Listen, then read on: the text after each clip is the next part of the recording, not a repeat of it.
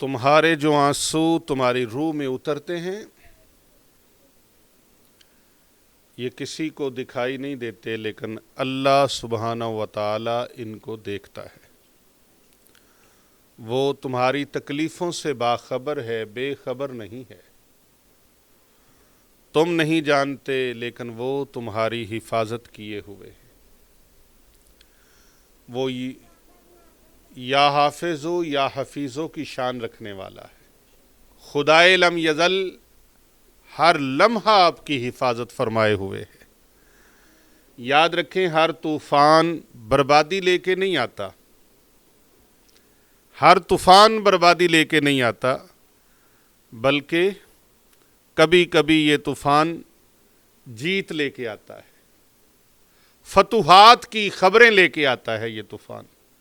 جیسے حضرت سیدنا نوح علیہ السلام، ان کے لیے طوفان ہار بن کے نہیں آیا بلکہ فتح بن کے آیا، جیت بن کے آیا۔ ویسے ہی تمہارے لیے بعض اوقات یہ طوفان آزمائش بن کے نہیں بلکہ جیت بن کے آتے ہیں، اپنے بیگانوں کی پہچان ہو جاتی ہے۔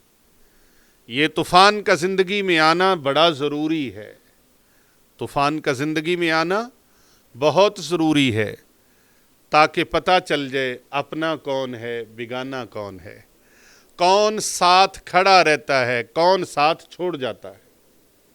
یہ پتہ چل جائے۔ جب تک طوفان نہیں آئے گا، پریشانی کا طوفان، دکھوں کا طوفان نہیں آئے گا، اپنوں اور بیگانوں کی خبر نہیں ہوگی، پتہ نہیں چلے گا۔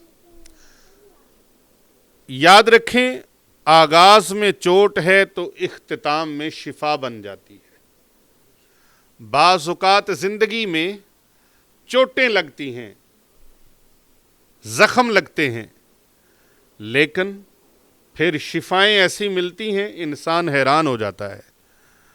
اللہ رب العزت، وہ پروردگار عالم، وہ خلاق عظیم، وہ خدائے لم یزل ایسے نوازتا ہے کہ نماز کے اندر تمہارے گرنے والے آنسو، تلاوت قرآن کرتے ہوئے آپ کے گرنے والے آنسو، نمازوں میں اور تہجدوں میں گرنے والے آنسو، وہ آنسو جو ہیں اللہ رب العزت کی رحمتوں پر آنسو حیران ہو جائیں گے کہ رب تعالیٰ نے کرم نوازیاں کیسی عطا فرما دی۔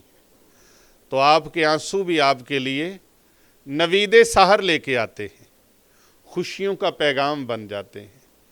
تو اپنے آنسوؤں کا مول دیکھنا ہو نا، قیمت دیکھنی ہو، تو قیامت کے دن دیکھنا، جب ایک آنسو کے عوض بھی رب کائنات آپ کی زندگی کے گناہوں کو معاف فرما دے گا۔ فرشتے عرض کریں گے مولا اس کے نامہ اعمال میں کوئی چیز نہیں۔ امام غزالی علیہ رحمہ نے اس واقعے کو نقل کیا، فرمایا ایک اللہ کا بندہ ایسا ہوگا اس کے نامہ اعمال میں کوئی نیکی ہی نہیں، گناہ ہی گناہ ہے۔ اللہ اکبر۔ اللہ فرمائے گا فرشتوں اس کے پاس کوئی نیکی نہیں؟ عرض کریں گے خدائے لم یزل کی بارگاہ میں مولا کوئی نیکی نہیں، ایک آنسو ہے، کسی اللہ والے کی مجلس میں محفل میں بیٹھا تھا تو خشیت الہی سے ایک آنسو اس کی پلکوں میں آ گیا، آنکھ سے آنسو نکلا اور ان آنکھ کی پتلی میں آ کر بس یہاں پہ آ کر گھل مل گیا، ختم ہو گیا، گرا بھی نہیں۔ پروردگار عالم فرمائیں گے اس کی نیکیوں کا جو خالی پلڑا ہے اس میں وہ آنسو رکھ دو، اس آنسو کا مل پڑ جائے گا اور پروردگار عالم کی طرف سے بخشش کا پروانہ مل جائے گا۔ کوشش کیا کریں لوگوں کے سامنے رونے کی بجائے اپنے اللہ کے حضور روئیں، اللہ کے حضور روئیں، اللہ کے آگے سربہ سجود ہو جائیں۔ تہجد کا خوبصورت ترین وقت ہے محب اور محبوب کی ملاقات کا۔ ہر محب وقت تلاش کرتا اپنے محبوب کے لیے کہ وہ تنہائی ملے اور اس سے بات کرے، تو یہ تہجد کا خوبصورت وقت آپ کی زندگی میں اللہ نے دیا ہوا ہے۔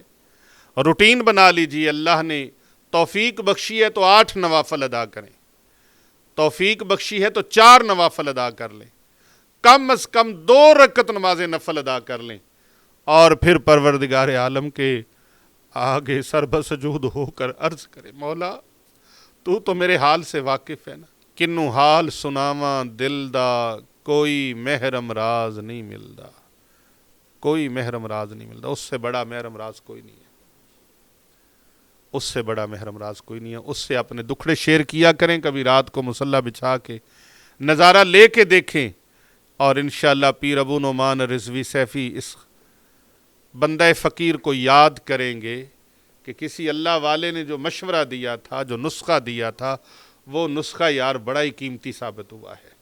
انشاءاللہ جھولیاں اٹھا کے دعا دیں گے آپ۔